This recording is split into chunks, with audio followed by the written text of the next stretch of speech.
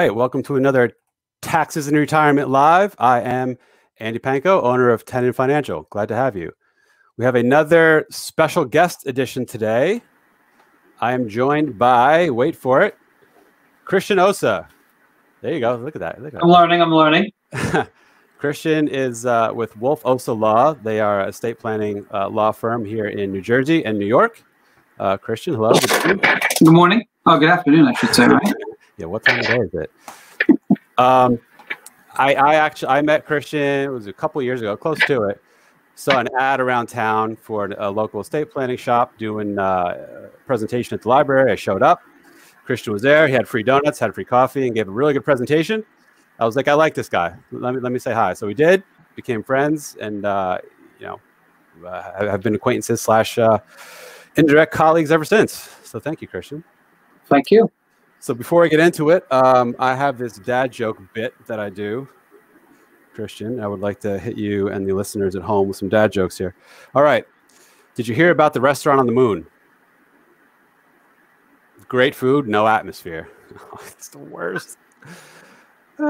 My wife is really mad at the fact that I have no sense of direction. So I packed up my stuff and right. Get it? Instead of left? Don't worry. They get worse. Don't worry. Last one. All right, bring it. Bring it. So today I ordered a chicken and an egg from Amazon. I'll let you know. Which came first? Yeah, I'll let you know. All right. Are you into dad jokes, Cristian? So do I get one? It's a little bit longer than yours, but I'll try and tell it fast. Can't be worse. Do it. All right. So this guy's in jail. It's his first day in prison. Okay. And they're sitting here having lunch, and this guy jumps up on the chair across the room, and he goes, 37. And everybody busts out laughing. Everybody's dying laughing. Guy's like, what the heck's going on? A couple minutes later, the laughter dies down. Somebody else hands up, 412. Everybody busts out laughing. And it, literally tears in their eyes. He's like, what is going on? After a while, 2006. Dying. Everybody's like, he looks to his partner and goes, what the heck is going on? He goes, look, we've all been here so long, and everybody knows every single joke that we just number them. And instead of telling the whole joke, they each got a number, and we jump up, we kind of play them in our heads, and then we laugh. Guy's like, I get it. So it's his first day. He wants to make an impression. Jumps up on the table, yells out, 7. Quiet. Says it again, 7. Crickets. Sits back down. He goes, what happened? He goes, dude, you're not telling it right. All right. I just got it. Yeah. That all right. Took you a minute, right? I like it. Good, though. All right. You can say it was bad. I'll take the hit. Did you see the hot piles of whatever I shoveled off on you? All right. Anyway, fair enough. That was good.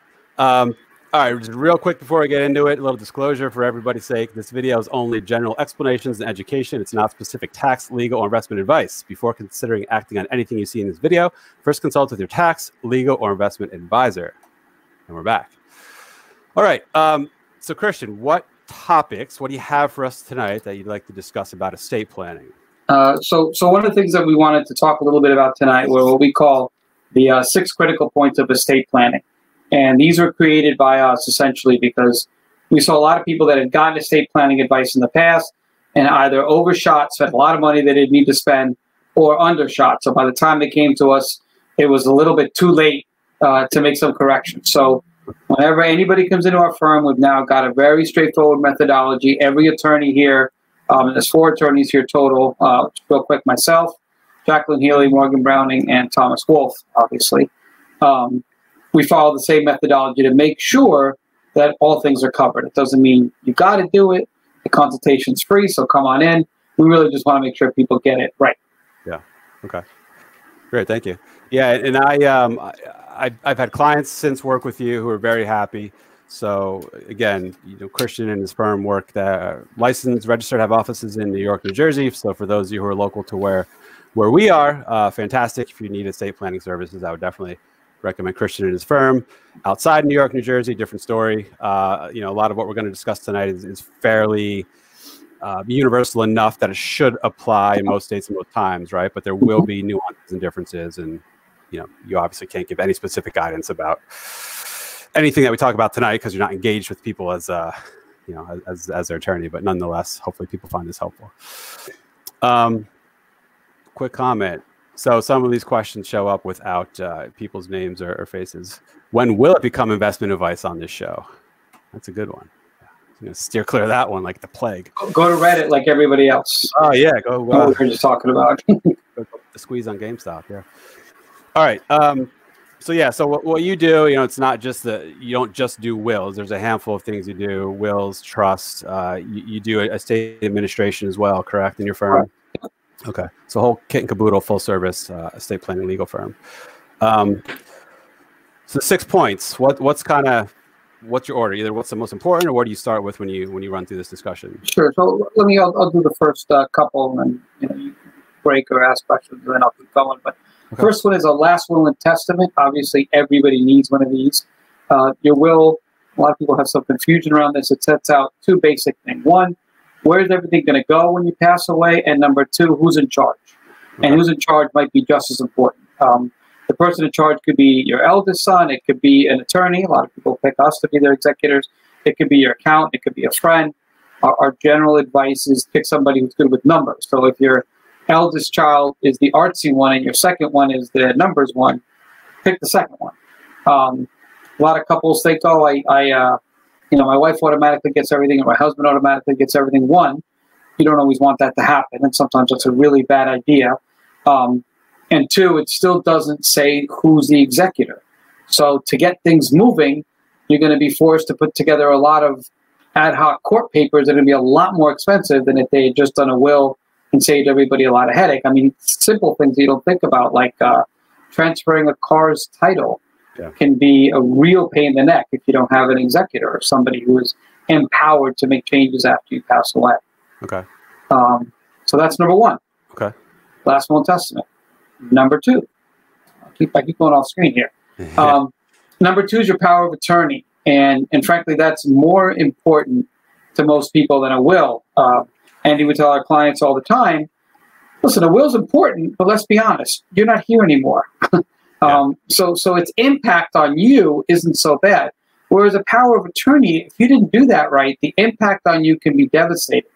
So we've had a lot of cases where mom and dad need a little bit of extra help, or even, people you're in my age group, something happens or an accident, you can never fully plan for the future, and they need somebody to pay their bills, take over their finances, pay their credit card, their mortgage, their taxes. If you don't have a power of attorney, nobody can step in your shoes and do that.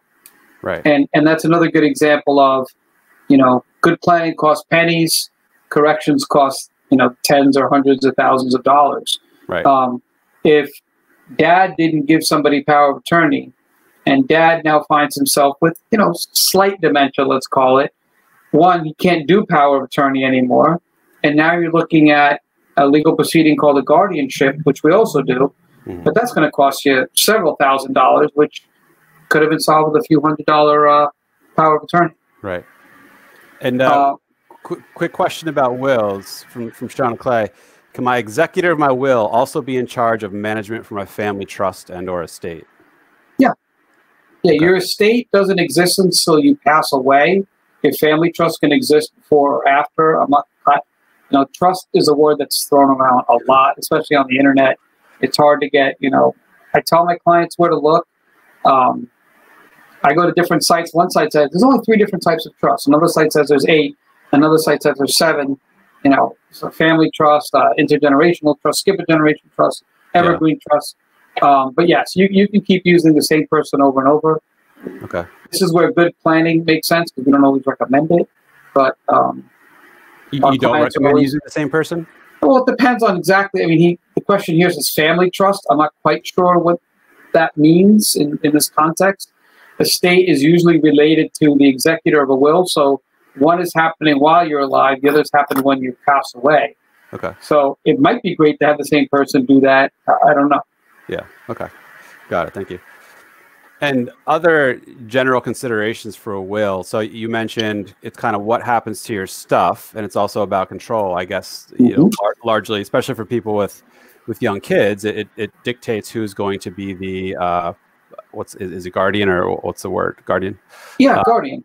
So you usually will set up, here's another good example where dealing with an attorney, I think is helpful, is the advice you get, right? So it's hard to put a price on it, whatever, but it's a talking it through. So, for example, Andy, if we're doing your will, as an example, you got young kids, I would say, well, who do you want to be the guardian of your children? And then who's going to be the guardian of your money for your children? And we always recommend two people. That way you've got, two people sort of mandated, involved in your children's lives, and they both have to work in conjunction kind of to raise your children. Yeah. And maybe this depends on jurisdiction, but how often are wills contested? Because I know a will is sort of like your hopes, your instructions to the judge who oversees your estate and the probate process. Are these often challenged and the judge says, no, I don't care what you thought you wanted, I'm going to say something otherwise? Well, I mean, you're asking the wrong guy. So we deal a lot with, estate litigation and things like that. So we see a lot, but I see more than most people would see, right? So to me, it seems like a lot. I can say ours have never been contested. So a lot of it depends on who did it, how it was done, what was the mental state, is undue influence easy to prove. Part of the reason we adhere to such a strict process is so that if there's any, it's called even the smell of impropriety around the creation of a will, it doesn't happen with us. So, for example, even if you bring your parents to us, I would ask you, hey, you don't need to be here, leave the room. If your parents want to share with you later, I don't need you to be there. Right. We usually will only deal with our clients, who in this case would be your parents. We get the adult children call us all the time and say, oh, my parents reviewed the will, they like it, we're good, they're ready to sign. I say, that's awesome. I talk to them, Yeah. But all those little things is what adds up when you're on the stand to make a will valid. Okay. Right. And then the other side's trying to prove that the will's invalid, and that you want to prove undue influence, or you want to try and show that the person was in some level incapacitated when they did their will. Yeah, that makes sense. Stepping back briefly, pretty general question. Can you clarify what probate is and how the will comes into play? Sure. So probate is the beginning of let's call it, probate's the name of the process from you pass away. The state makes you wait 10 days to probate your will. So whoever your executor is, or the law firm that's holding it, or whoever the case may be, will go down to the surrogate office and they'll probate your will. That begins the probate process. Your executor at that point becomes your executor. So while you're alive, you don't have an executor. 3 days after you pass away, you don't have an executor. 4 days after you pass away. Until your will is probated, nobody can say they're your executor. A lot of people get into trouble with this. They'll start signing papers as the executor. They're not. I didn't know that. So it has to be 10 days? Or more. And which is, I don't know how much you want to go off on tangents, but what's really interesting about the law is that 90% of the legal work I do, deadlines are, no more than that, right? Okay, you got to file this within 7 days of court. You got to file this in 14 days. If you're going to reply to a motion, I got 14 days to reply to it. They got 4 days to reply to that. And then we go to court. Boom. This is the only law that says wait at least 10 days before you come in. Oh, wow. So maybe it's a law's way of saying, hey, your dad died. Grieve a little. Relax. You really, even if you wanted to do something, and we get people that call the office, my father passed away, he's in the hospital, what do we do? Grieve for your dad, call me in 11 days, relax. You can't even do anything for 10. Oh, I didn't know that. Okay. Interesting. That's Jersey. It's about the same in New York. Other states have, but there's a certain amount of days that they force you to wait. So the will gets probated. It goes down to the surrogate office in the county where they pass away. You get a big stamp that says you are now the executor. That's the probate process of marshaling and gathering up the person's assets, putting them all into an estate account, reading the will that says, 1/3 goes here, 1/3 goes to Andy, and the last third goes to Cristian. The executor releases the money, and everybody's happy. Your job is done. Okay. So probate is the word for that whole process of the court approving your will, basically, and then the executor. The executor doing their job. So it's also called the state administration. Okay. Sometimes referred to the same thing. Okay, great. So this question's well placed about powers of attorney. Well, before I bring it up, I have my own question. So power of attorney, do you need separate forms, one for general, legal and or financial, and then a separate one for medical decision making, or they roll? So our, keep getting my hands confused. Our number 3 is the Advanced Healthcare Directive or Living Will. So that is a separate document. But, you know, power of attorney, when you become somebody's power of attorney, you're supposed to keep accounting. You're supposed to keep track of all the checks you sign on their behalf. You have fiduciary duty. Powers of attorney get sued. You know, I'm going to say all the time. Again, I see, you know, people who were POAs before mom passed away. Once mom's gone, the rest of your brothers and sisters or uncles and aunts want to know, hey, what did you do when you were power of attorney? We'd like to see a full accounting of it to make sure that what's left of mom's money is supposed to be what's left. Okay. So a lot of times, a lot of litigation around that. Okay. Here's an interesting one. I have a POA from my dad, and my brother has a POA from me. Can my brother access my dad's assets by way of his POA from me? Nope. Okay. That's easy. It's simple that there's no other, like, if I control you, you control dad, vis-a-vis I control dad. Doesn't work like that? But so think of it this way. You don't control dad, right? And dad, first off, POAs are rescindable at will, right? Yeah. So if your dad calls you up on a drunk night, we've had cases like this, and says you're fired, you're fired. If he takes back his firing the next day, that's no good. You have to get a brand new POA with a new date on it, right? Okay. So if I was somebody's POA and they're in a bad mood, and they go, you know what, Cristian, you're fired as my POA, I would say, cool, I'm fired. And the next day they say, you know what, I misspoke. I go, great, let's do another document where you give it to me again, but I'm not going to risk, because I am liable as POA, right? You're liable for every check you sign as that person. So, and keep in mind, that person still has full autonomy, right? So you being POA for your father doesn't mean your father's not writing checks. Sure, right. You can still, right. People tend to confuse that because they think, well, if I'm my dad's POA, he doesn't write checks anymore. No, you can keep writing all the checks you like. Yeah. Now, what's your thought, springing versus durable, or I guess durable versus springing, right?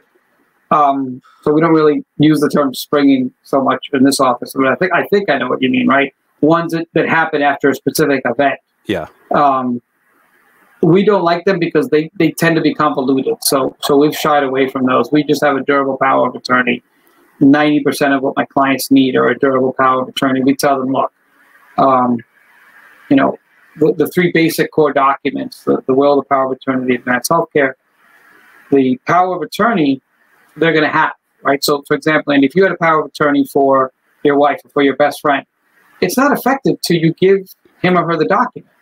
Yeah. Right? So you would hold on to it until you had some say, I'm going in for an operation, or something might happen to me here, take it. Or you tell them, hey, it's in a safety deposit box, grab it when you need it.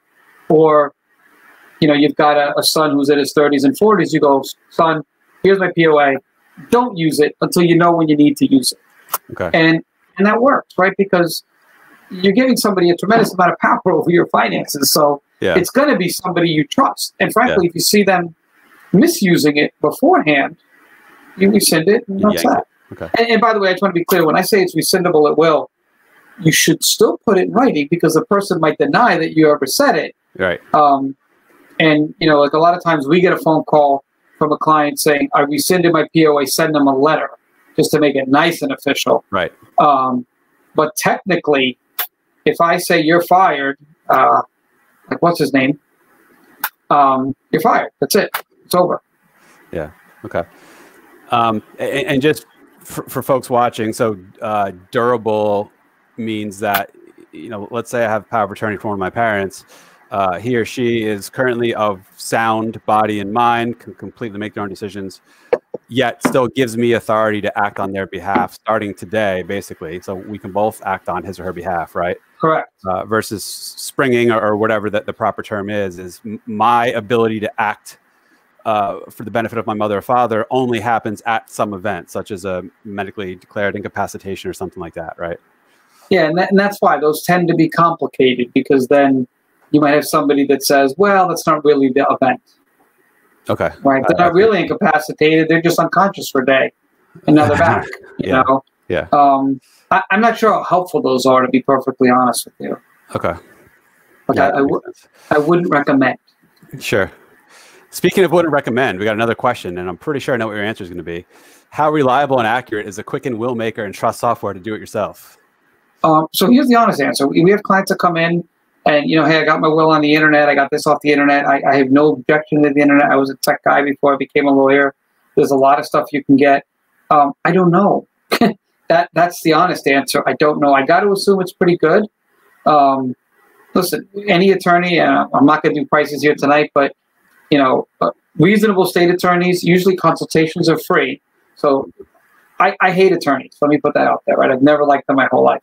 Do you throw rocks at yourself? Sometimes. What is it when you whip yourself in the back? Yeah. Right.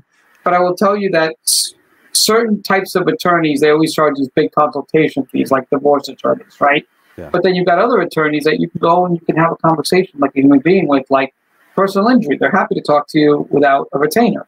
Most estate planning attorneys, like, you can come in and talk to us.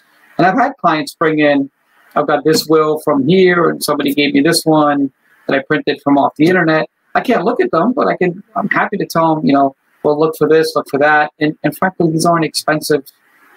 These aren't big money makers for a law firm, nor are they expensive endeavors to do. So if you've got a family, you've got kids, or you got a house, you have some assets, it's probably worth, talking to somebody about it. Yeah. Okay.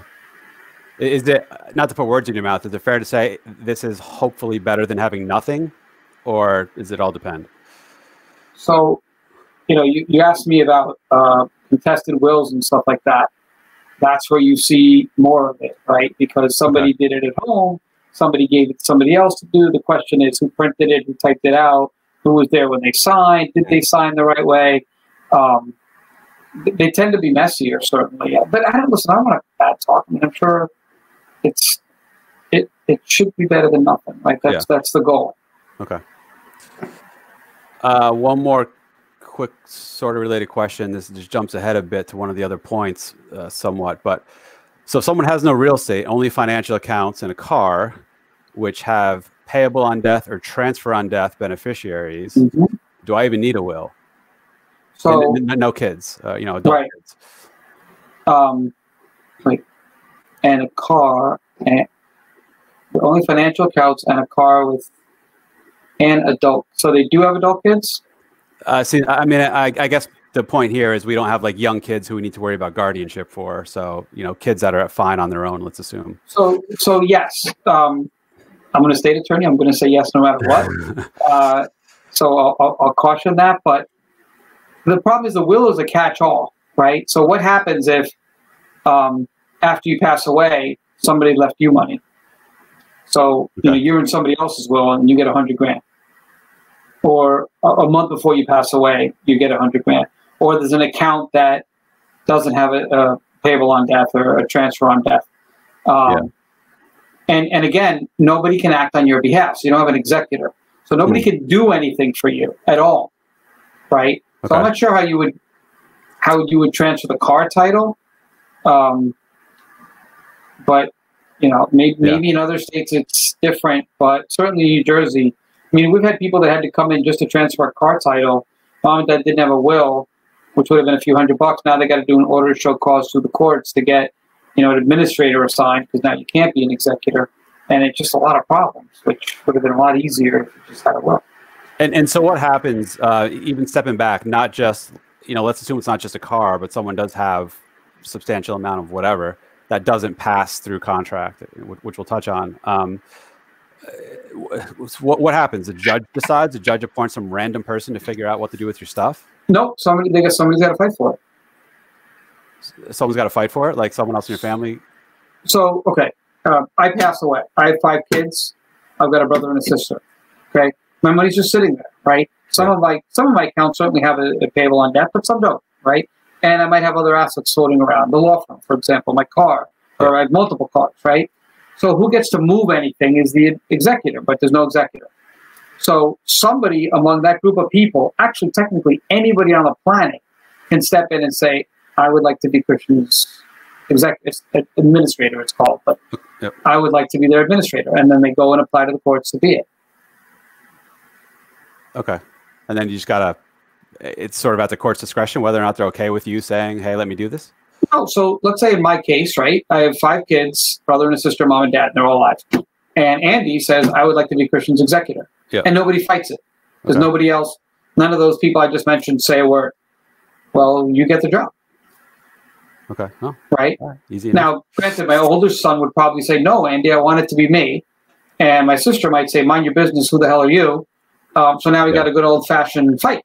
Right. And now just to become the executor is going to be a few $1,000s, right? Because people are contesting it. Okay. That doesn't change where the money goes. That's got nothing to do with the beneficiaries. Don't confuse the two. I forgot to mention that. What if there is no benefit? Like you have a checking account, you don't have a designated. So the laws of intestacy follow. So there is a law as to the. I think Jersey's 32 levels deep of like first here, then there, then there, then there. So the executor has to follow that still, right?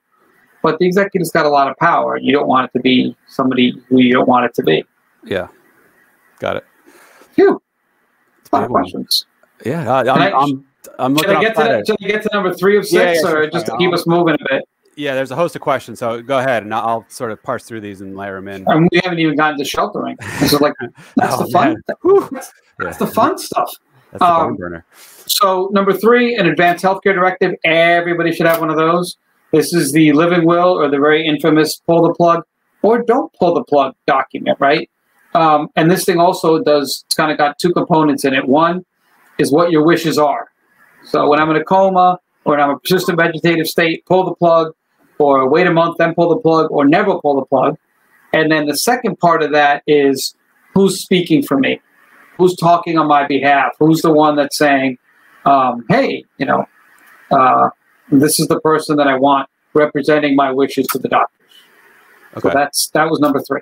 And is that, I may be thinking about this the wrong way, but I sort of view it as 2. One is like the end of life scenario. So you're in a vegetative state, not coming back. That's the pull the plug decision. Separately, while you're alive, with every expectation of you're under anesthesia and some surgery, doctor's like, oh man, we got to cut this out. Is that's something different? Is that a separate power of attorney? That's all bundled in with your final wishes. For the we got to cut something out. Are you in a coma or persistent vegetative state? No, you're just under anesthesia. You're gonna. They'll just wait for you to come out. What if it's life threat? Like what if you need a decision right then? You can't wait for the person to come out of anesthesia. Then they would talk to your advanced healthcare director, but I think that's really just in the movies. Like I don't think that's generally when they go in, they're going to talk to you about what you want, right? Remember that you can speak for yourself, right? And the pull the plug document isn't when you're asleep they pull the plug. A coma and a persistent vegetative state is not unconscious or sleeping. Right? Those are very different things, right? Okay. You go in for like, I don't know, a simple, bone operation or something, and I don't know, they happen to spot something in there, maybe, but I think that's more TV movie type stuff. Nowadays, they know what they're going in for. They have a good idea of what's going to happen. Okay. And how about like adult parent, dementia, physically fine, just routine medical, doctor visits, someone needs to speak on his or her behalf. Is that the general power of attorney, or that's the healthcare director we're talking about now? Well, both, because one's going to make sure the doctor gets paid, right? And the other one's able to speak on their behalf and cut through all the HIPAA laws. Medically, okay. And just so you know, we were doing, to give you an idea, I guess it's cooled down a bit, but back in September, when a lot of the kids were going back to college, we were doing advanced healthcare directives for free for 18, 19, and 20-year-olds, which you used to never, who get their 18-year-old an advanced healthcare directive? What was happening is we got calls from people where their kids would be in North Carolina, like the kids are going down to college. They're concerned that the kid goes to the hospital for COVID, and they're not talking to the parents. Yeah. Because the parents have, that person has agency. So the parents have to have the advanced healthcare directive for their child. And we felt weird about that. Felt a really creepy thing to charge. So we said anybody who's got kids going to college, we'll do them for free as long as we can. And actually, we were able to do everybody that called on us, we did. So I was happy about that. Okay. Knock on wood. That's fantastic. Yeah, excellent. We didn't run out of paper. Right, that'd be a limiting factor.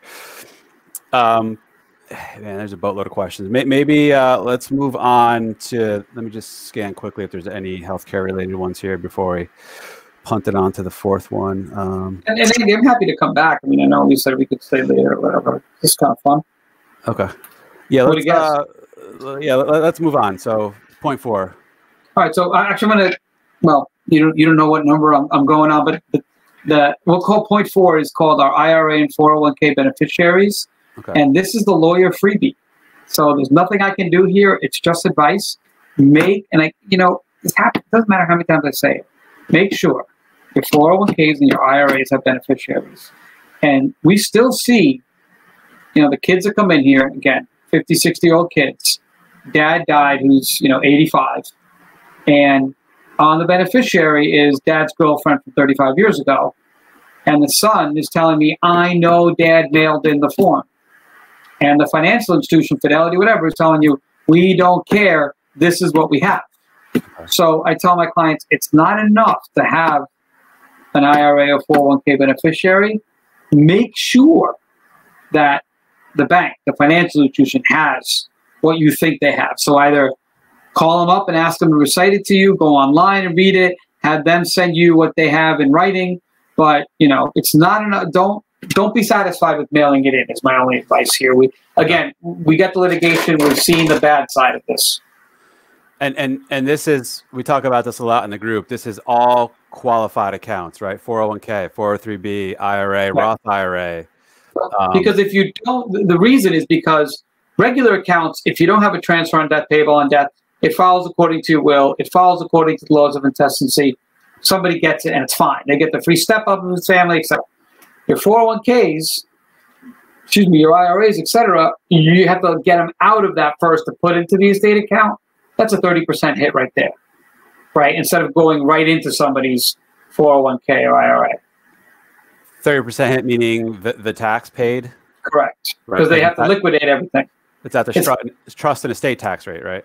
No. It has to come out of a 401k. Look, if I pass away and I have a 401k and I leave it to my son, it goes into his 401k, right? It doesn't get taxed. Yep. There's no issues with it. I haven't popped it out yet. Right. If I don't have anything on my beneficiaries of my 401k, first, it comes out of my 401k into my estate account. That's untaxed money, so it's all going to get taxed. So it's a distribution from the 401k into the estate. It's like if tomorrow you went and cleared out your 401k. Yeah. You're going to get hit. Yeah.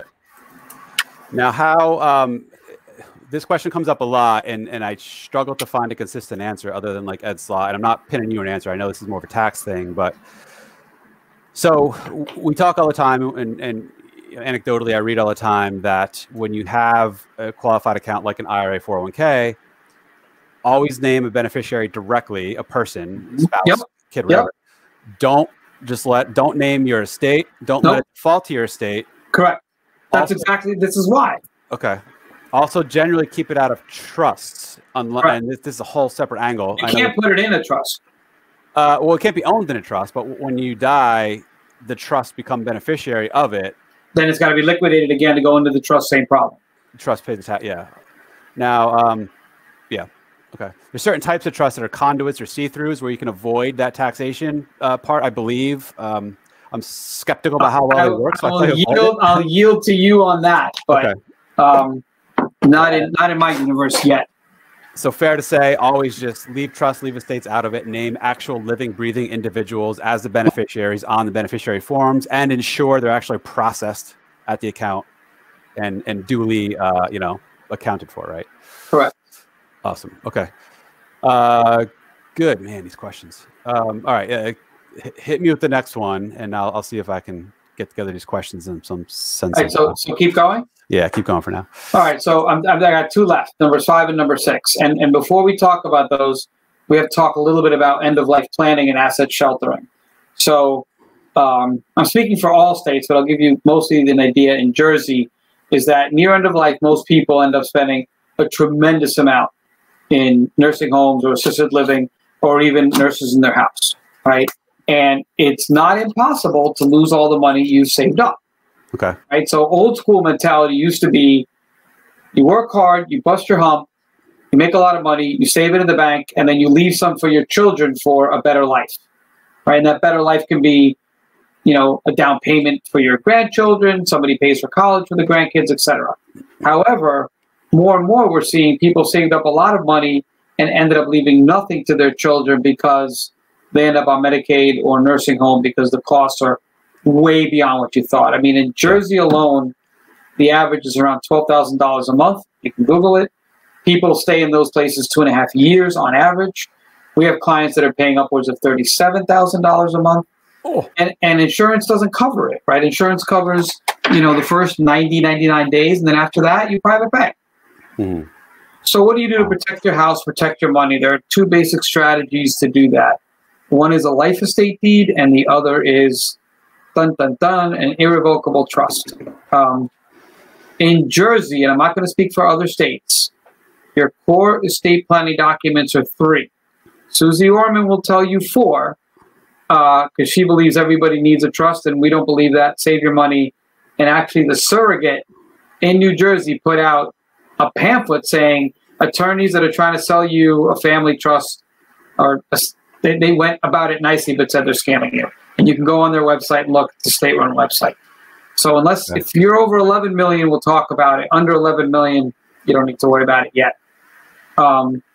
But this is a different type. Remember, I said there's a bazillion different types of trust. Yeah. There's a testamentary trust. So if you had children in your will, I would create a trust for them so that their money's held until they're 18 or 25, right? There's special needs trust. If you have special needs children, that has to be accounted for well ahead of time. Mm.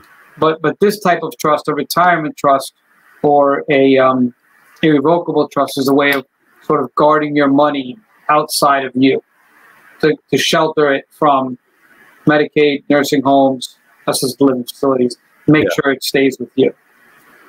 So if and when you do end up in a really expensive medical event that would otherwise deplete your assets, this irrevocable trust you set up is now that money's cordoned off. So like I said, there's last two numbers, right? Numbers 5 and 6 of our 6 points. Yeah. One is a life estate deed, and the other is the retirement trust. So a life estate deed, the way that works really quickly, and it's so funny, it just happened today too. Client was in here, and the parents had given the children the house, which is like one of the worst things you could do. And they're like, no, but I heard an attorney talk about how important that is. And I said, did they say you should have done a life estate deed, or did they say you should have just transferred it? Yeah. And they were like, potato, potato. And I was like, well, okay. Good luck with that. So a life estate deed basically takes your house and gives it to whomever you're going to give it to, right? Okay. And sort of retains a life estate for yourself and your wife or whoever you want it to be, really. This works really well with unmarried couples, too. So that you basically keep having the use and a full-time lease on the property until you leave the planet, and then it automatically reverts to whoever you gave it to, usually the kids. Now, the beauty of it is it's a tax-free event. They get the full step-up, and they get the day-to-death value, which is huge. Yeah. And the house is locked down. So it has an added benefit of locking itself down, meaning that the parents can't do anything dumb with it. Medicaid, nursing home can't take it. The kids, if they don't like mom and dad, can't kick them out because they have a deed level lease on the property, right? Most clients that come in my office and these things are explained, their first reaction is, well, why doesn't everybody do this? And I said, well, 90% of people now do. Okay. We don't recommend it if you're 30 years old and you're going to move in another few years, then yeah, don't do it. Because you can't move. I mean, you can move, but you just can't sell the house.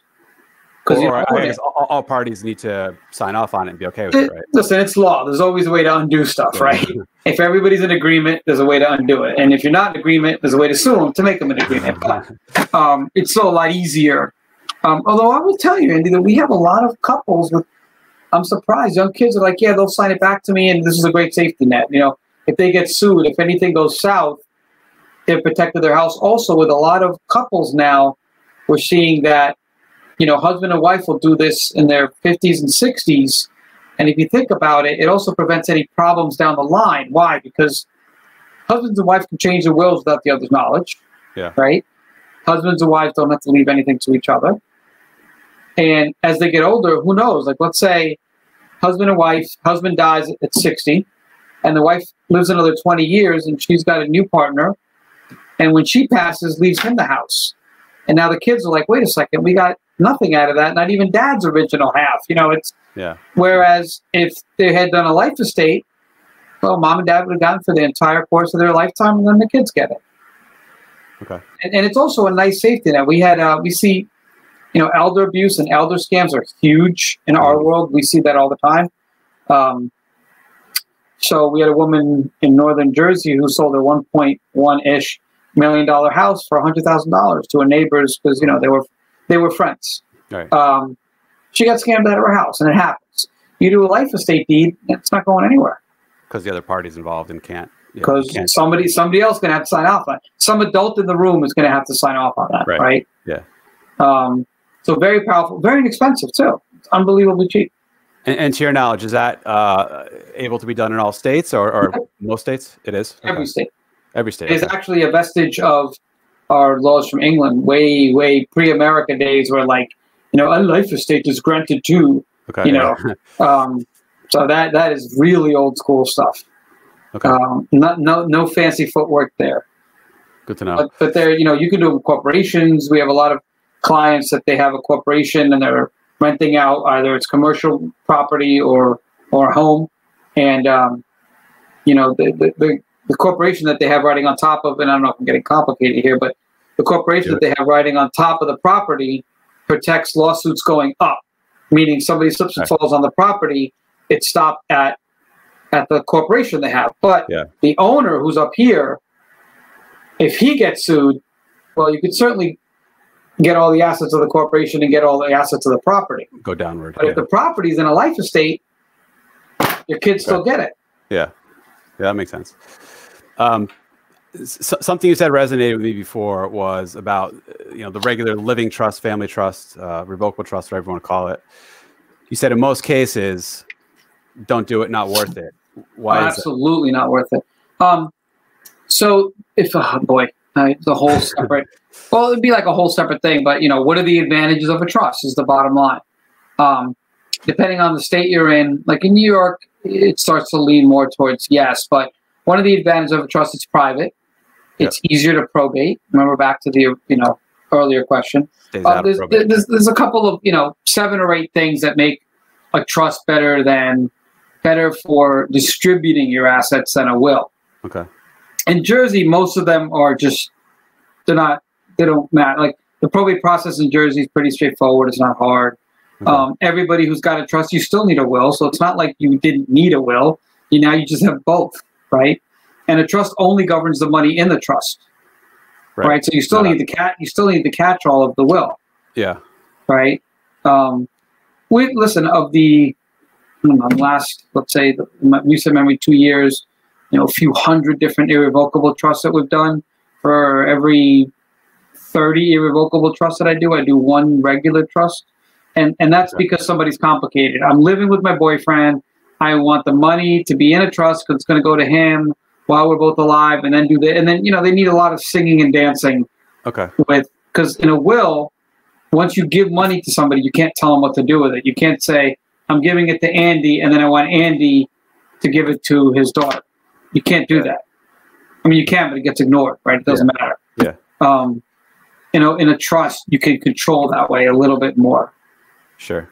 But again, this is the consultative process, so we tend to tell our clients, you know, don't go crazy with control. And then you've got people that want to create a trust that says, you know, if my daughter marries somebody of, you know, this color or that religion, then she doesn't get money, and I'm not doing that. So you're at the wrong firm, you know, on your way. But there are times when it's needed, and we have a lot of clients that come in and say, Susie told me I need all 4.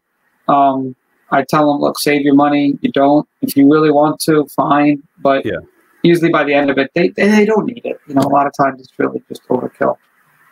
Susie said, I need all 4, girlfriend. That's me being Susie Orman, in case you didn't pick up on that. I did. So, I've seen her. So you said New Jersey, not really necessary because probate's straightforward enough. What would be the main differences in other states? Is it just like brutally long and drawn out probate that would start to so like New York City, probate's such a pain in the, it's tough. It would be nicer if it was just a trust in New York City, like we do with Brooklyn every once in a while. Brooklyn seems really the only borough we deal with in the city, for whatever reason. But those people have wills. They have trust and wills, right? So either way, you got to deal with some stuff with the will. I mean, the probate process here is inexpensive. The fees are a lot less in New York. To give you an idea, when I file a life estate deed here in New Jersey, the filing fees are $100. Okay. The filing fees in New York, I think the last one we did was $1,600. Wow. So functionally the same thing. It does the same. Yeah. So unbelievably worth it still. Don't get me wrong. To have that kind of shelter, invisible force shield over your house is huge. Our legal fees are the same on both sides, literally a few $100. It's not expensive. Yeah. So in New York, they're literally paying much more in the filing fees than they're paying for the legal work to do the new deed. And that's a huge, look, 1,600, 100, that's giant difference. I don't get it. Right. It's New York. They can. It's New York. And that one was in Westchester. The one I'm thinking of was Westchester, too. Okay. But whatever. I guess just going back to maybe I think we're going to wrap on the 6 points and then just free for all with questions. Sure. If you don't mind. So you mentioned sheltering, protection from Medicaid, getting things out of your name by way of putting them in an irrevocable trust. You can't just go take them back for the fun of it. Correct. What else is there to know? What are the downsides? There's timing elements involved with that and clawbacks and stuff, right? Can you touch on that a little bit? Sure. So downsides is never a downside. So both the life estate. So think of it this way: a life estate deed, very inexpensive way to protect your house. An irrevocable trust, very inexpensive way to protect your money. Now, if you ever needed Medicaid or anything like that, there is a 5-year look back. So you want to make sure that you've at least evaluated these options. And this is the reason we talk about it with our clients 5 years before you have to need it. Right? Because, it's not uncommon. It usually happens around once a month here anyway. It's still about once or twice a month. We'll have your average, Metuchanite person for medicine. They've got a $300,000 house, maybe $200,000 or $300,000 in the bank. It's one spouse at this point. The kids all coming together with mom or dad, who is looking at probably going to a nursing home in the next month or two. And they say, hey, we just found out that it's going to be, $14,000 a month, and we got to pay out of pocket until we run out of money. Is that right? Yeah, that's right. Well, can you do anything? Yeah. I could have kept it all for you 5 years ago. Yeah. And by the way, now in Jersey, there are ways that I can shelter within the 5 years. It's about 4 times more expensive, and I can only shelter half. It's better than a sharp stick in the eye, and it's it's not great. Most people are really happy to have it because by the time they come to me, because not all estate attorneys do this kind of work, they've been told, yeah, you've lost it all. And I tell them, I can keep you half, so they're super excited. Right. Sounds kind of weird. But it's frustrating for us, especially by the way, and I get very passionate about this when I find out that, oh, she did a will 6 years ago, 7 years ago. And I'm like, and they didn't mention this stuff to you because it would have been pennies and you would have kept all of it. So it's really frustrating, to the person who asked me, what's wrong with, the Quicken Willmaker? Yeah. I'm going to think our value add as a one-on-one relationship as an attorney is that kind of stuff, right? Is not, the nuts and bolts of maybe what's in the document, although I'm going to say that's some of it.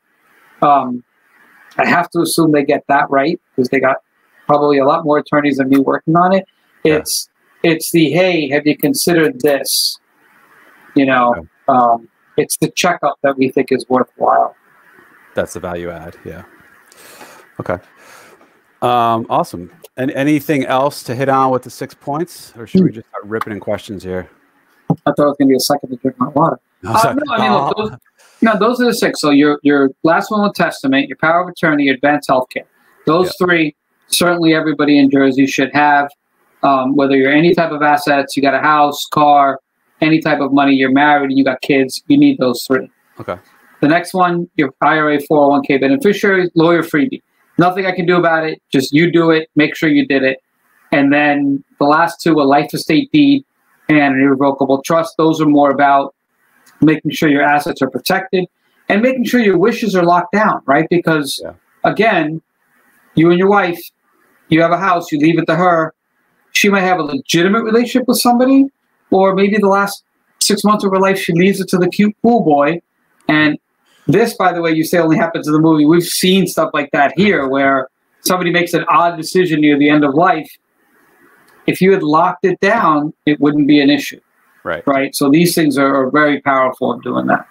So those are your 6. If anybody goes, other states, especially where you can't come see us, and if you're in, the New Jersey area, New York area, certainly give us a call.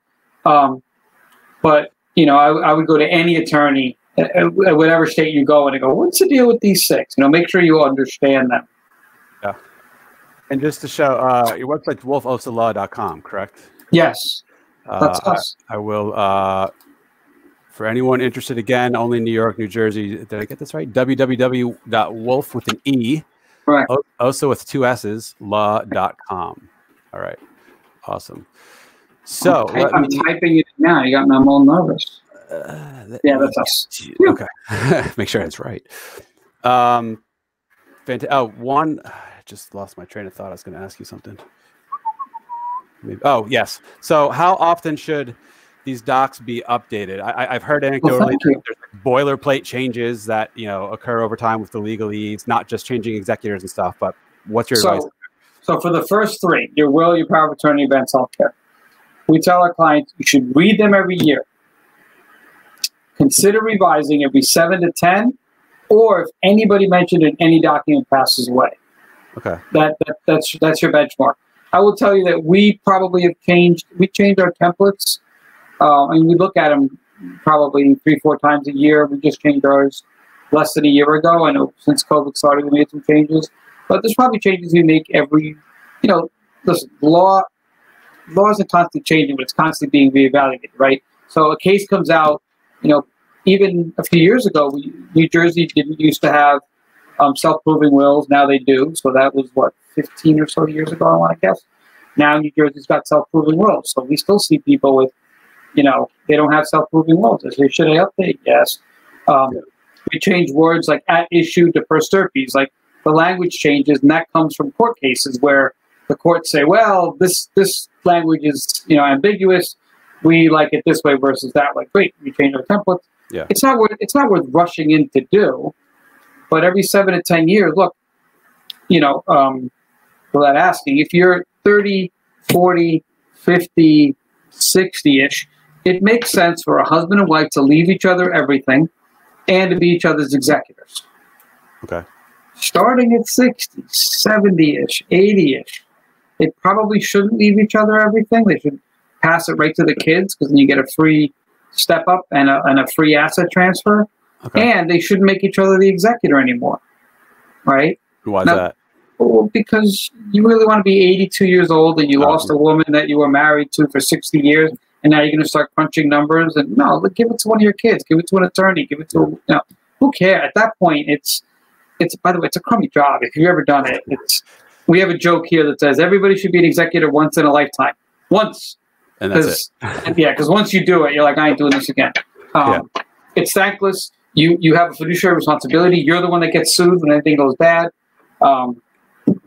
So, look, again, I think that's why it's always worth talking to somebody, because things do change. And a lot of clients go, oh, I hadn't thought of that. We just dealt with somebody this week on Monday, a couple that have been together for years. They live in Metuchen. He's leaving. They have a house as tenants in common. Okay. So it's not right of survivorship, meaning they don't automatically get it. But one was leaving one the house, the other was leaving the other the house, and then if they had predeceased each other, leaving stuff to their kids. So I said to him, I go, so if she dies first, you get the house and the house goes to your daughter, right? And he goes, yeah. And then if you die first, and she had 3 children, I say she gets the house and then the house goes to her 3 kids, right? He goes, yeah. And I go, so depending on who dies first, the other one's kids get nothing? And he goes, we should probably change, And I think, again, that's where you can kind of have a conversation about how there are much better ways to do that. Sure. Yeah. We actually ended up doing a life estate deed for them. Okay. Worked out well. All right. Whenever you got to bounce, let me know. We got a boatload of questions. This is fun. I'm in. We'll try you sold me. We'll we'll try to do it speed round a little bit here. All right. Shana Clay again. Is it customary to pay or compensate the executor of your will for all of the work that they do on your behalf? Nope. So compensate, I'm not sure how she means that, but in Jersey, you cannot not compensate an executor. So there's an executor commission. It's by law. It's by statute. You don't pay them outside. You don't pay them, certainly don't pay them before, so don't even worry about it. You could make them a beneficiary. That's up to you, but then you're paying them you're giving them something as a beneficiary. Okay. Right. Not actually outright compensating, but yeah. Look, it gets treated, it's kind of the same thing. Yeah. Okay. Our state lawyer is recommending leaving IRAs, which are large, to an irrevocable trust for our children after both spouses die to protect from creditors. What are your thoughts on pros and cons? I'm a little glitchy. No. I'm not even seeing how that makes sense. Hold on.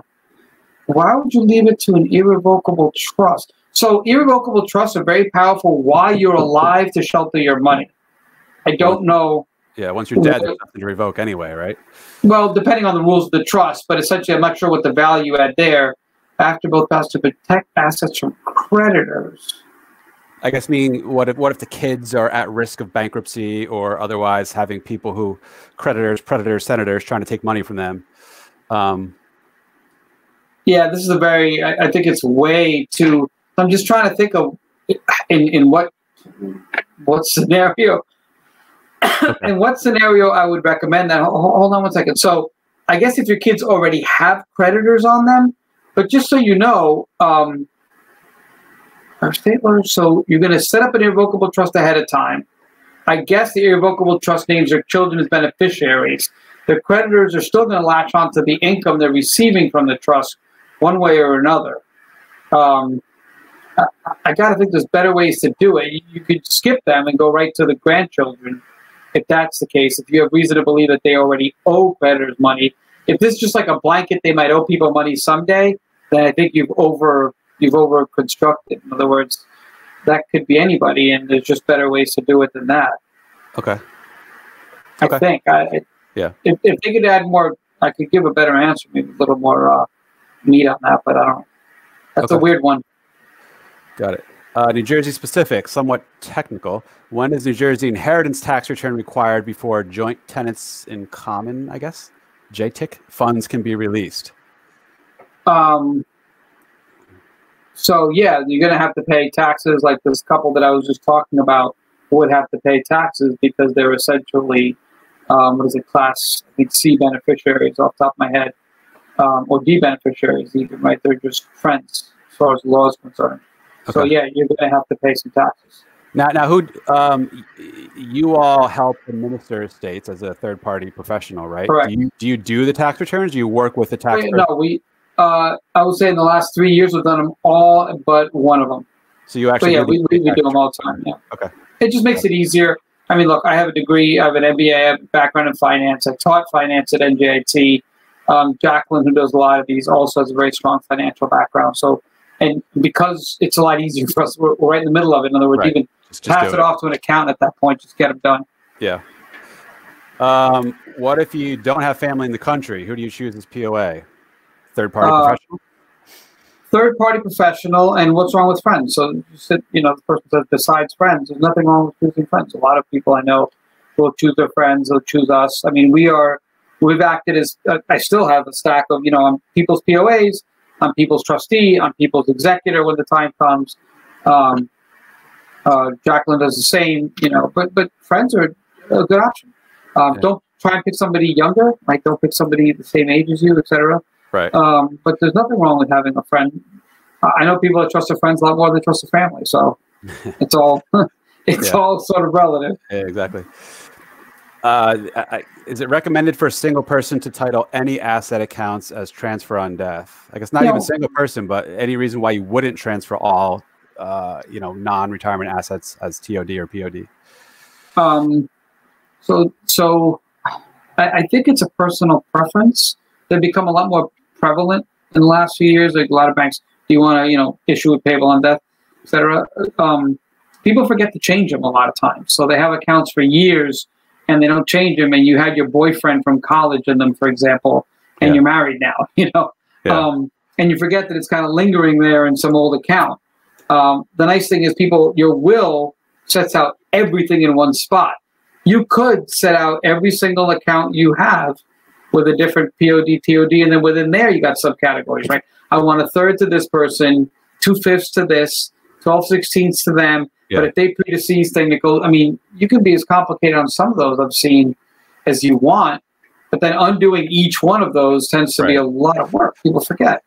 So is it a little easier to just centralize your Benny designations through your will when it comes to probate assets like this? Is the downside that not having a POD TOD means your money gets hung up the 10 days minimum or whatever it is, while it's going to be that long anyway, usually, because really. Well, so here's the deal. Let's say I have a payable on death account to you, right? I'll take it.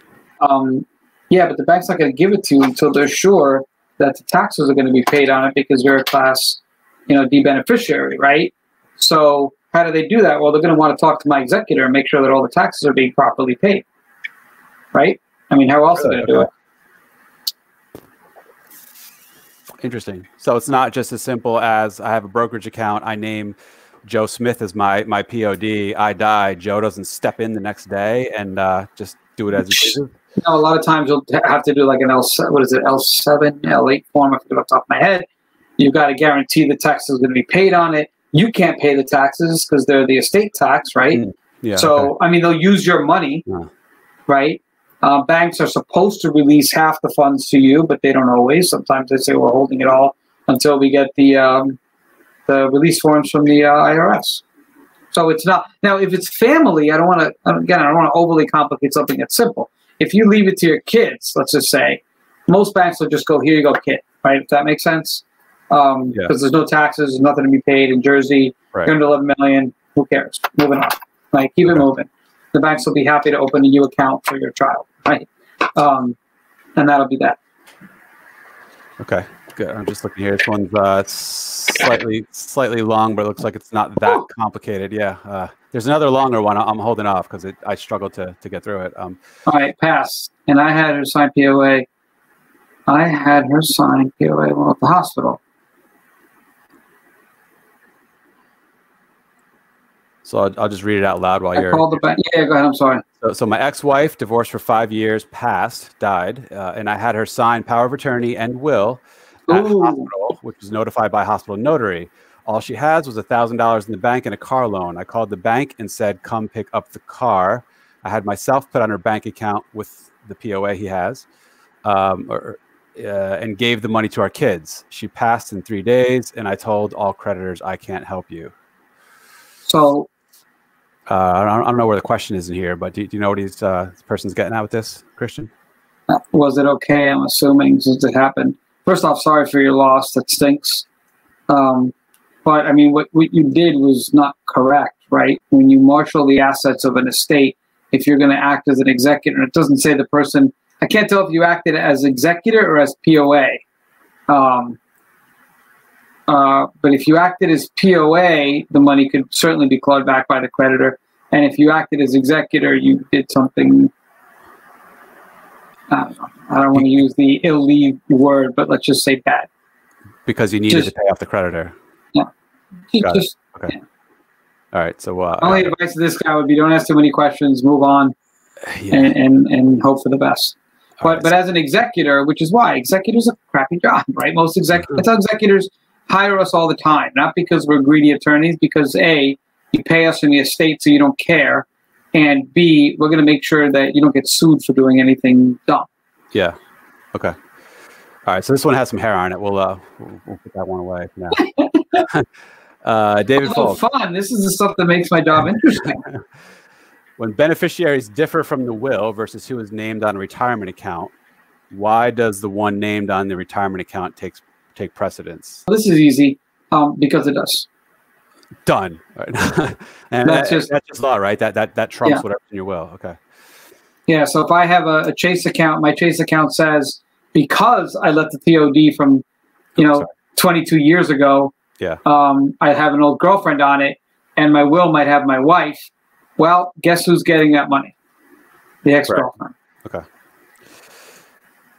How do you verify there are no additional creditors without opening yourself up to fraudulent claims? I guess saying, "Hey, world, who do I owe money to?" So when you file with the surrogate's office, you give an address, usually your address or the address of your attorney. It is up to the creditors to find out. So in Jersey, I think it's they're allowed up to 6 months, and then longer with exceptions, but generally 6 months is enough. So that's why estates stay open. We recommend stay open 9 to 12 months. What's the rush? Okay. I'm assuming nobody was counting on the money. So you leave the estate account open. You wait a while to collect all the creditors' debts. You pay off all the debts. Once everything's been paid, the executor takes their commission. You pay your last legal bill or whatever else is left. And then you go to Section 4 of the will that says, and give half to Andy, half to Cristian. And you cut the 2 last checks and you're done. Okay. I'm getting a release and refunding bond, but whatever. I don't know. Yeah. I don't know how much detail I should fill in here. Shana Clay again. My executor of my will is my sister. I'm a little glitchy. And she is the beneficiary if my spouse and I pass away. Is this okay? Is there a conflict of interest? Very, very common, very normal. Okay. I don't know. I don't know how old. You trust her, I hope, right? Yeah. You trust your sister. Oh, I don't know how old she is, but you might want to consider. And I guess they don't have any children. Depending on how old your husband gets, passing it on that way. I mean, there's nothing worse than when you see a husband and wife, and the wife's been in the nursing home for a while, and then the husband passes, leaving her $200,000, which goes literally right to the nursing home. Yeah. When it could have gone to the kids or something like that. It's terrible. All right. Good Lord, these questions. All right, we're not getting to all these. I'm just trying to. A lot of them. Bring them on. I can't keep up with them. There's questions from 8:35. I'm still scrolling through here. That's exciting. Great engagement, and for what it's worth, I can see how many eyeballs are watching live. This was up to 160 or so at one point. Slowly tailing off. It's 132 now. Still an impressive. I want to say it's my childish good looks and charm. It's 100%. That's it. No one cares about the legal stuff. What else could it be? Came to you. I'm looking at my background. The daredevil in the background maybe is doing it. Okay. Yeah, it could be. Okay, let me just pick this one at random. I didn't read it yet. But if employee retirement account, Roth IRA, if a beneficiary cashes in the Roth, is there an estate tax on that? So it's going to go into their. So the advantage of having let me just do one. An IRA, right? So if I have my money in an IRA and my beneficiary is my eldest son, I pass away, the money will be moved into an IRA for my eldest son. So then if he cashes it in, it's like he just cashed in his IRA. It's got nothing to do with state law or anything else at that point. It's just regular good old fashioned, you took money out of your IRA. Think of it that way. Okay. But it isn't, if I die and leave a $15 million IRA to whoever, that $15 million is part of my estate and subject to my estate tax, right? Because it's over $11 million bucks. Yes. You're getting really. I mean, that's. I'm curious how many people on the call are sitting on 15 million in their IRA. It could happen. I don't mean to be. Mitt Romney with a few $100 million. True, but on the flip side, he's probably going to go talk to an estate attorney and not. You know. I mean, that's when you really want to come in and talk to somebody. That's not a, quick over the phone or over a webcam answer. So you mean Mitt Romney doesn't get legal advice from two jokers on a random Facebook Live on a Wednesday night? No, I think a special joker. That's a good point. No, I just want to bring up that, rules start to change at higher numbers. That's all. Yeah. The same rules don't apply. Okay. Interesting one. I have no idea what this is, so I'm curious of the answer. What is a ladybird deed, and when should that be used? Do you even know what that is? No, but I'm dying to Google it right now. All right, hold that thought. It's probably another name for something that I know. Okay. Right, yeah. It could just be some other less common. In Florida. Oh, enhanced life estate deed allows property to pass automatically. Yeah, it's a life estate deed. Oh, okay. Oh, without the need for apparently it's a Florida term. which explains. Although we've done life estate deeds in Florida, which is interesting. So we have clients here that have property in Florida, and we've done life estate deeds for their property in Florida. But it says allows property to pass automatically from one or more designated recipients at death without the need for Florida probate, which is exactly what a life estate deed does. Okay. So a life estate deed, you don't need probate at all. It just goes right to the other person. So it's already at the other person. That's right, because you irrevocably gave it over at the time you granted the deed, right? Yeah. Okay. You sort of touched on this, but if I plan to move out of my home in the next 5 years, then I shouldn't do a life estate? So let me ask you. So again, here's where we start to edge cases, right? How old are you? What kind of health are you in? Are you 100% sure you're moving in 5 years? Do you really want a lot of money in your name in 5 years? Because if you're 70 and you're going to move in 5 years, you're 75, then you're that much closer to the 5-year look back for Medicaid. All of that said, if you're going to deed the house to your kids and you're so sure they're going to deed it right back to you, then do it, because they're going to deed it right back to you. If you're thinking about deeding to your kids, they might not give it back to you because they're going to be concerned about dad or mom's mental health, then maybe don't. It's a good rule that says if you're moving, don't do it, although I will tell you that lately we've had clients say, we're thinking of moving, but we're going to do it anyway, and then actually they ended up not moving, so they were really happy they did it. And recently one of them looks like is going to need Medicaid. Now, not both of them, so they're okay still. Yeah. But it gets scarier, right? It's the last thing you really want to lose. It stinks. Yeah. And whatever you do, don't deed it to your kids. That's the big mistake. Because you're just gifting it over to them, and that can be clawed back like any other gift, right? Well, even more probably if you really want. I mean, they kick you out of the house. Oh, hold on. I could fill several podcasts with all my really cool client horror stories, but one of them was mom deeded the house to kids because she had heard from a friend who told her, who overheard somebody at a cocktail party who heard a lawyer saying that it was a good idea. So mom gave the son the deed to the house for $1. Yeah. So there's one whole problem there that when the son finally sells the house for $500,000, he's got a $499,000 gain, right? Because there's no step up. Putting that problem aside, son ended up getting sued by somebody and divorced around the same time, and I think these things were involved. So both his ex-wife, soon to be, and the creditors were coming after this house. Now, in Jersey, at least, there's a lot of laws that protect little old people from staying in the house that they own. Mom didn't own the house. Mom was literally renting from her son for free because she had deeded over to him. Yeah. So they were going to take they did. They ended up taking the house, and mom was literally out on the street. Because it was the kid's house. Because it was the kid's house, and mom was just happened to be literally squatting there without even a lease. Yeah, that's not cool. In Metuchen, by the way. Oh. Yeah, it's local. Oh, yeah. It happens. That's cool, but don't tell me. You're not allowed to tell me anyway, so never mind. Client number 62. No. Yeah. You're not telling it right. See, it's a good joke. I got it. Yeah, it's burnt in my memory now, for better or worse. You're gonna hate me for that. So I know New Jersey is not one of the 8 or 9 community property states, but someone commenting note that trust may be particularly helpful in community property states. Any idea why? Briefly? So they're also really helpful. Like we have couples now that are using it as they're using irrevocable trusts as divorce shelters to make sure their kids get the money. So one party makes more than the other, right? In this case, it was a woman actually, and she put a ton of her money into an irrevocable trust, thinking that, and the law on this isn't settled, although I think it will be soon, that if her husband divorces her, can he go after the money in the irrevocable trust if it was put in during the marriage? It looks like no. That's gamey. But well, it's definitely no if he would have signed off on it too. He didn't, but he knew about it. So he's going to have to make a case that it was just done for the purposes of sheltering for divorce, which is tough because it was done in the purpose of standard estate planning. Yeah. She's not the beneficiary, obviously.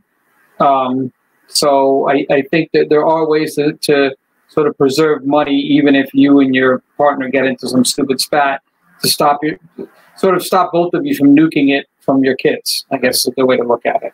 Okay. People tend to do bad things when they're not in the right state of mind. Yes, it's the best time to do bad things. Who wouldn't? It's true. So regarding that, being able to get some Medicare shelter within the 5 years, can you elaborate on the extra cost of what planning is entailed? Now, I guess this may be specific to New Jersey, but yeah, I can't speak to other. We couldn't. I mean, I will tell you, of all the estate planning attorneys in Jersey, probably only a third can do this. It only started about 2 or 3 years ago. No, not even 3 years ago. 2 years ago. So if you were caught within the 5-year look back and your mom or dad was heading into a nursing home and was still sitting on a house or still sitting on, a few $100,000, it was lost. That's it. Now we're putting anywhere between, we promised 50, but anywhere between 50 to 70% into their heirs' pocket, essentially the children. Okay. So I shouldn't say heirs because heirs don't exist technically until you pass away, but into the people who they're going to give it to's pocket. Yeah. So my advice would be, give us a call tomorrow. Go to the website. You can talk to Alva. She's here 9 to 5. We can set up a time to talk, and I'll tell you exactly how much. Okay. Great. And that's kind of stuff we fix fee. Part of the reason I've always hated attorneys because everything is, hourly, and we do hourly work. So I don't want to say that we don't, but anything I can fix fee for my clients, we do. I just think it makes it, a lot better. Yeah, and for what it's worth, I do the same. Not to get off on this big tangent, but I'm fundamentally opposed to charging clients as a percentage of their assets because asset size has close to nothing to do with, complexity of their life or planning needs involved. So I do flat fees, whether it's $1 million or multiple $1 million, and it's shocking how few of us out there do that. Everyone's still so hung up on means testing people and having them pay more simply because they can. So I'll tell you something funny. Trusts have essentially come down in value a lot, right? The creation of trusts.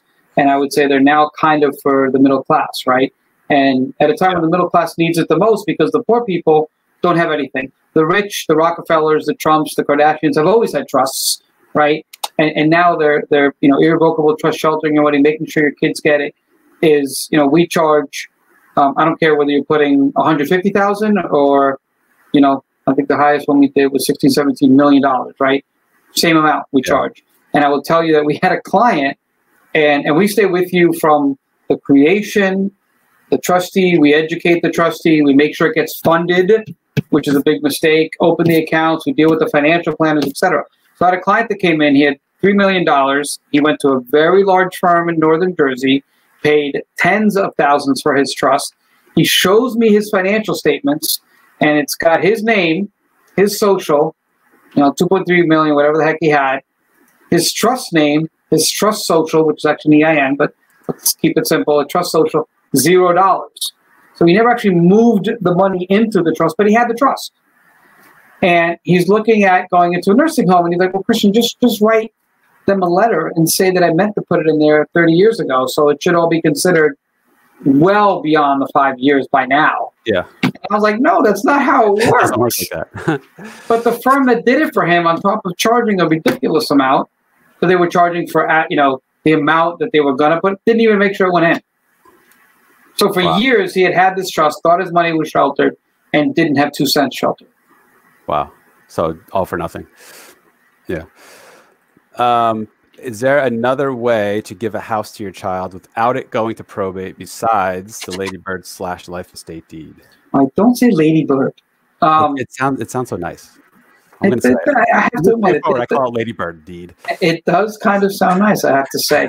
I mean, you could just give it to them. Just straight right? Up. Yeah. That has problems too, right? But like you said, I guess that avoids, it takes away the ability to get step up in basis. If you gift it to them in their life, that taxable gain is still in their hands. And correct. So there's you really didn't get any benefit from it, and they could kick you out at any time, and they could accidentally, besides the nefarious, they kick you out, they could lose it, and then you got to leave. Right. Yes. So like in a million years, I can't think of why you would do this instead of a life estate deed. And by the way, they probably cost the same to do if you could have an attorney do it. Right. So just get the Ladybird deed. Just get the Ladybird deed, man. Or drink a mint julep, Ladybird. I don't know, whatever. New Jersey specific. In New Jersey, how do I add beneficiaries to the deed of our house, or does it go directly to them with a will? You can't. There's no such thing as beneficiaries to a deed. Not a thing. Your will. What if this means adding like additional owners? So like adding a child as a 50-50 tenant owner in the house. It's in your deed. So whoever's on the deed has to agree. So if you've already done, so for example, let's just say you do a life estate deed to your 3 children, and you and your wife reserve a life estate for yourself, and then you have a 4th child, right? Yeah. Well, all 5 of you would have to agree to change the deed. Right. Okay. And I guess simply adding a kid to a deed by changing the deed is gifting it to them anyway. So you don't. There's a transfer. Yeah. You've got a transfer problem. If it's a life estate deed, you don't worry too much. Yeah. Now, you can just put it, if you're changing your beneficiaries of a will, then you're changing your beneficiaries of a will. Right. The second part of the question, does it go directly to them in a will? Yeah, most people prior to coming to us probably had it in their will. After coming to us, they go, well, why wouldn't I do a life estate? And I go, I don't know why you wouldn't. And then they do one. And then, listen, most of my clients that do a life estate or do an irrevocable trust, we usually get the same call, maintain a good relationship. They call us up 5-6 months later. They go, Cristian, I don't notice any difference. And we always say, yeah, you're welcome. I mean, that's, you're not supposed to. What are you going to notice, right? I mean, yeah. That's our goal, right? Our goal is let us do the legal magic in the background and go down that route. Yeah. I think I know the answer, but it says ladybird, so I'm going to run with it. My dad put me on his home with a ladybird deed, which meant it did not go to probate. Can that be done for anyone to put their child in the house? Or I guess another way, can you life estate deed it to anybody? Does it have to be a child? Does it have to be family? It can be anybody on the planet you want. There's advantages and disadvantages to that, and issues if you make somebody under 18. But other than that, you're good to go. You don't have to tell who's on it. So a last will and testament, a power of attorney, an advanced healthcare directive, and a life estate deed, you don't have to tell anybody anything. How and when do they find out? When the person dies and the executor says, hey, by the way. Well, power of attorney, if you want them to use it, you better tell them, right? But you might tell them 2 or 3 years down the line from the time that you have the document, remember, right? Your advanced healthcare directive, you're supposed to make copies of those immediately, give it to all your doctors, so they might not know until they get a call from your doctor. Your will, they won't know until you're gone. Yeah. And a life estate deed, sometimes they know because the taxes come in their name, but if you keep paying them, they might never know. Yeah. Now, if you deed the house to your underage children, the problem would be in deeding it back to you. That's where you run into difficulty. Okay. Dude, seriously, we got you've been the hottest guest we've had so far at these questions. I'm gonna have to cut them off. By the way, it's all I need. I'll stay as long as you like. Well, here you go. Here's the ego stroke. The material presented is so interesting! Exclamation point. Thank you! Exclamation point. That's probably a friend of mine, and I just want to say thank you. It's definitely directed to you because I'm just a monkey wearing a headset here tonight. All right, here's an interesting one. Can you talk about how to have enough funds in the estate to cover bills and expenses and taxes if all funds are POD directly? Talk about how to have enough funds in the estate to cover bills and expense. So they'll take it out of your POD accounts. Don't worry about it. They'll come after it. That's what you were saying before. POD isn't as seamless as I name Joe as my POD. He immediately takes it and runs. And by the way, here's another one. People think this is all the time. I die penniless, $0 anywhere, $50,000 in debt, but I had a $100,000 life insurance policy goes directly to my kids. They will come after the $50,000 in debt will come after my life insurance policy. That's not a way to sneak around it. Even though it goes to your kids, they can still get it. Yeah. Oh yeah, you owe money. Right. You cannot. Think about it this. You cannot, when it comes to estates, take the benefit of it and not pay the debts. You can walk away. So we've advised people, unofficially of course, that when they come in and they say, my dad's got 10 grand in the bank and we know he owes like 50. And so-and-so might or might not be the executor, they might or might not have a will. Sometimes we say, you never came in here, you never saw us. What are you going to do? I mean, if you become the executor, you're just in for a world of pain. So let the chips fall where they may. Don't take any money, right? But some people die, no executors. Nobody wants to claim the job because it's not a fun job. At what age should someone create a will, POA, advanced directive? I mean, I guess the right answer is as soon as you have something to your name and/or kids, right? Right. Any kind of assets whatsoever. Children, you want to set up guardians for them. You want to make sure we advise a lot of times. We do real estate in this firm too. We also do some corporate law. So if you buy a house, and you and your wife just bought a house, and you got kids, or 3-4 bedroom house, are you sure your estate planning's all set? Just get it all done. Okay.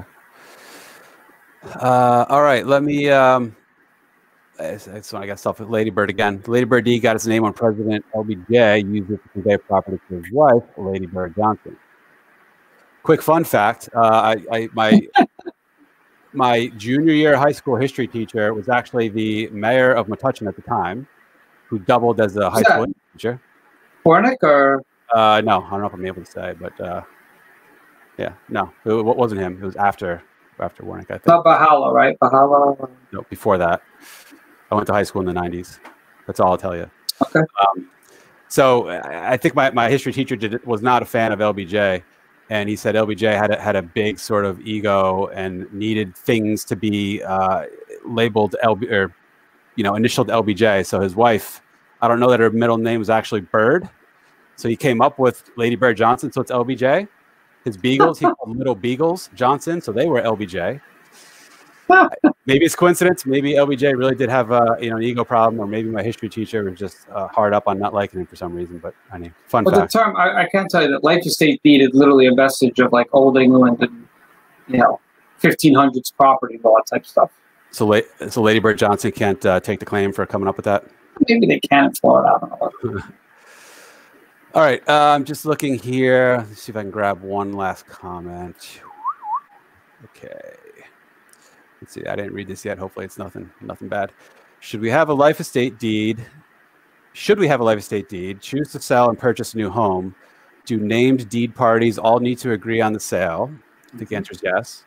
Right. When new home is purchased from sale of previous home and also placed in a new life estate deed, does the Medicaid 5-year clock restart with the new home, or is it carried over? That's a good one. So it is a good one. So it restarts, which is why the whole thing about a life estate deed is that as you get older, you don't tend to make good decisions.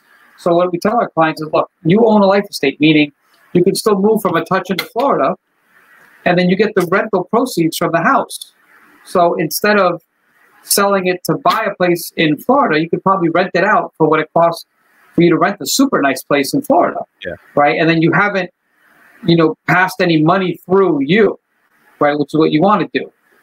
Just to clarify, do all named deed parties need to agree on the sale? There's two easy ways to do it when you have a life estate deed. The kids can deed it back to mom and dad, that mom and dad sell it, or all parties named in the deed sell it. And there's financial implications on both sides of that. Okay. But you do not want to start that 5-year clock again. That's super dangerous. That just undoes everything you did in the first place, right? Especially if you're even thinking about it, like if you're even worried about that, like if you're in your 30s and 40s and you do it, you're not worried about it. But if you're asking the question, are you at all worried? It means you're somehow worried about the 5-year clock. I would say, don't. It's just not worth it. Yeah. I mean, you lose everything at that point. Like what, you did everything right. Yeah. Okay. Okay. 3 more, 2 of which are, you guys are awesome. That's a great one. And again, this is seriously. Can we get another question like that? Of course. Excellent and informative session. I couldn't have played that. That was such a play. So these are your friends now, right? These are like my friends and your friends that are all logging in. I'll take them. I'll take whatever friends I can get. Yeah, listen. It's COVID, man. I need to see people. But no, seriously, there's still 127 sets of eyeballs on this, which is crazy. Wow. For an hour and a half. All right, this is the last one for everyone watching at home. Sorry, I'm cutting it off after this, but Cristian, definitely awesome. Thank you. You've been a Andy, thank you. This is great. All right, one more bit of work for you. What if you have a child that you want to payable on death to, but you know they can't handle the everyday paying of bills?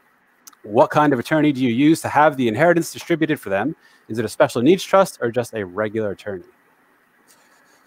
Okay, I'm trying to interpret the question. So if you have a child that you want to leave your money to, but I guess they have issues, then don't leave them the money is the first step, right? Okay. And then you could set it up so that they get the money in a special needs trust, which I think is what he's asking. So yes, and the trustee of the special needs trust can be a family friend. It can be someone like me, an estate attorney. It can be an attorney that wants to do it. I just found out today there's a thing called Plan NJ, which I'm not vouching for in any way, shape, or form. I don't know how I feel about them yet, but they're willing to be your trustee. And they get paid like every year. It's not at all how most attorneys get paid when they're your trustee. So we're a lot of people's trustees, and sometimes we literally get, $100 a quarter, if that. We just don't do any work. If we do work, then we get paid like regular attorneys, and if we don't do anything and the money's just sitting there, then. But there's some places that quote unquote are professionals at it, and I would not, whatever. So yes, you can get an attorney to do it to answer that question. But that's not the inheritance distributed to them. That's the inheritance distributed to them into a trust. So the person would have to make a decision at the time of writing their will. Does the kid or doesn't the kid get the money? Like, it's either going to go into a special needs trust or a trust for them, or it's not. I lost you there. I was on mute. Sorry, I was drinking water before. That's why. Okay, sorry. My fault. All right. So we're done with the meat and potatoes. Here's a fun one though. I've been in North Carolina for 15 years, listening to you guys. I really miss Brooklyn. I don't know if this is this a compliment? I'll assume it is.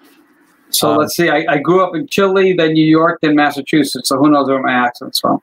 Yeah, and I grew up 30 miles outside of New York my whole life. So I just offended every Italian in New York with my All right. Cool. Well, thank you. We will wrap it there. Hour and a half. This was phenomenal. Thank you very much again. Andy, thank you. This was a lot of fun. Let me get your banner. Who am I talking to again? Oh, sorry. Hold on. Let me get rid of the comment. I tried to be cool. I just ruined it. Right, I'm going to try. There it is. Cristian Ossa. How do you do that? So you did it so well. I'm like having such a hard time. It's not my first rodeo, Cristian. That's why. That seems fair. All right. So Cristian Ossa of Wolfe Ossa Law, and those of you who are interested in potentially using services of him or his firm, the website here again, just New York, New Jersey, wolfeossalaw.com. And let me get your name off here, and that's that. So everyone, Cristian, say goodbye to everyone. You've been hands down most questions we've had. There were a bunch we didn't get to, but we'll stop it here. Who knows? Maybe sometime come back, do it again. Actually, I would love to. What are you doing tomorrow? 8 o'clock. No, just kidding. I'll give you a days. Give me 2 days. Friday. Sounds good. I'll hold you to it. All right. Take care, everyone. Thank you. We'll see you next week. Thanks. Bye-bye.